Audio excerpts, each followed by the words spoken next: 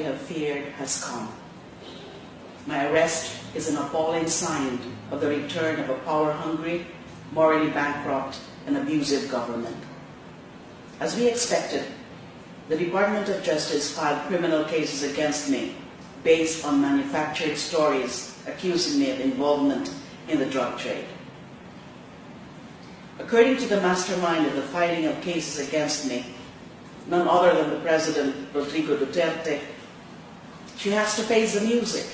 It took months to develop the case. They really have such nerve, all of them.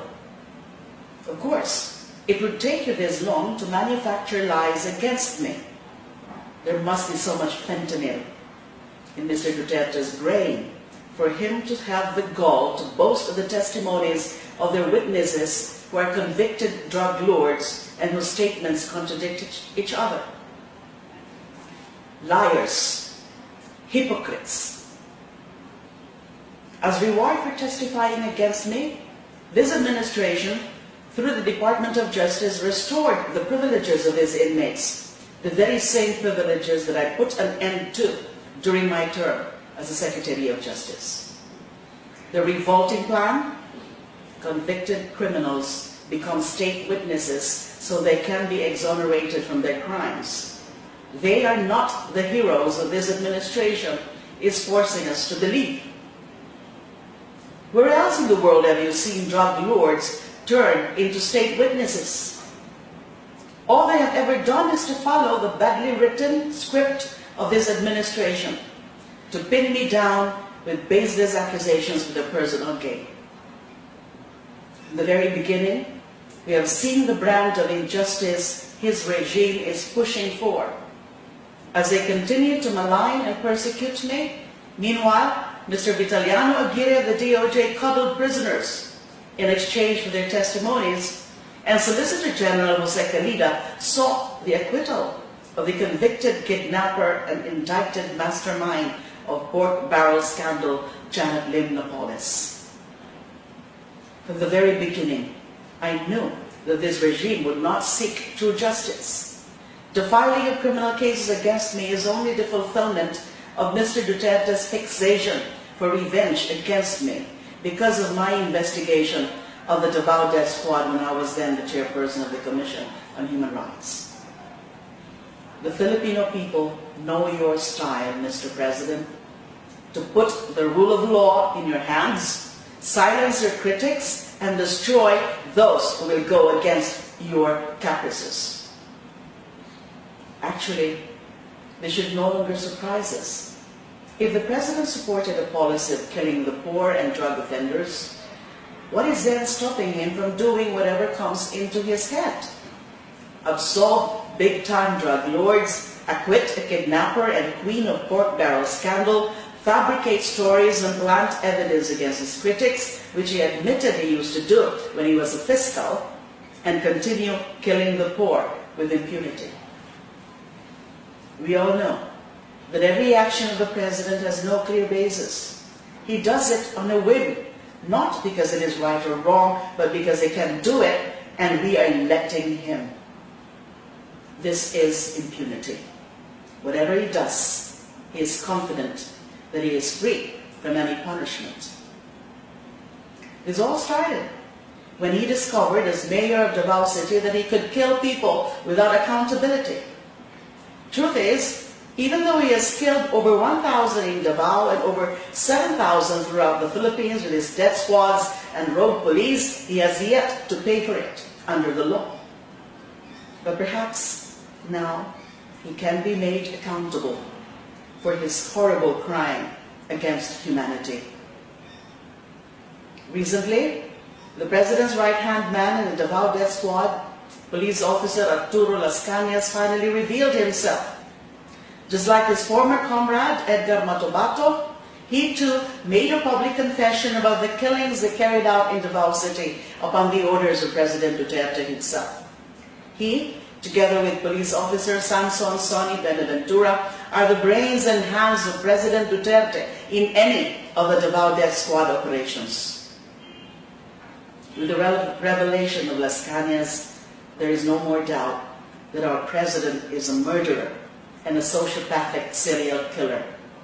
This is also the reason why we are experiencing all the madness in government under this regime that is being led by the #1 criminal in the entire Philippines, if not in the whole world, none other than President Rodrigo Roa Duterte. Let's not ask anymore. How come there seems to be a reunion of questionable characters under the Duterte regime, from the Marcoses to Arroyo and up to Napoles, together with the lawyers and operators? Also, there are the main enforcers of President Duterte's orders, Secretary Aguirre and Solgen Calida, who are among the abusive and arrogant officials in our government. Let's no longer ask why, during the Duterte regime, all the criminals, the corrupt, the savages, and those with evil souls have returned and are thriving. I speak before you with honor and integrity as my only defense. As former Human Rights Chairperson and Justice Secretary, I can look everyone straight in the eye and say, my track record as a public servant has never been tarnished by any wrongdoing except until now based on manufactured lies. I have never used and will never use my position for my personal interest. I say, I am innocent. I have never betrayed, and I will never betray the trust of my country and the Filipino people. Clearly, this administration has evil and dangerous plans to make an example of me, to intimidate, silence, and destroy anyone who dares challenge them, to draw public attention away from the government's abuses and failures, and to cover up their most murderous war on drugs. In the past 7 months, the death toll of his war, or of this war, has exceeded the number of deaths recorded during the 14 years of martial law and the Marcos regime. The fight is not mine alone. This fight is our fight for the victims of government's failed war on drugs, especially for 7-year-old Sanino Butucan of Cebu, 5-year-olds Danica May Garcia of Pangasinan and Francisco Manosca of Pasay City, and 4-year-old Althea Fem Barbon of Negros Oriental. Perpetrators of these hideous crimes have no conscience. Even worse than them are those in power who allow this to happen. From all this violence, killings, and crooked governance of the Duterte regime, clearly, I am not the public enemy #1 here, but this regime who has no respect for basic human rights, especially the right to life.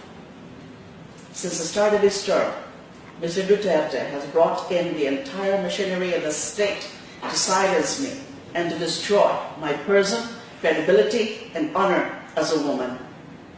If they can do this to a sitting senator, what is stopping this administration from doing the same to ordinary Filipinos? If they think that by jailing me, I will turn my back on my principles, they are mistaken. Instead, they have encouraged me more to pursue truth and justice. I have long prepared myself to be a political prisoner of this regime. Rest assured that I will answer all the accusations against me in the proper time and venue. To the best of my ability, I will fulfill my duties as Senator of the Republic. Even in prison, even as I continue to be persecuted by this government for as long as I live, I will continue fighting the good fight up to my very last breath. Mr. Duterte, stop the killings now. Stop harassing me. Stop this madness. Instead, the Filipino people are begging for your undivided attention to address the myriad problems our country faces. I call on the members of the Fourth Estate to guard our fragile democracy against attempts to curtail our rights and freedom and against the return of dictatorship. I urge people of conscience everywhere, please pray for the Philippines. I ask you to remain vigilant and continue to fight so that true justice and respect for human rights prevail. Let us not allow this administration to continue violating our Constitution, disrespecting our laws, and taking the lives of our countrymen. I am hopeful that we will not remain silent in the face of the daily killings taking place in our midst, the flagrant violations of our fundamental rights, and the deliberate efforts to poison our minds and that of our children. Let us fight for our rights. Let us fight for justice. Let us fight for democracy.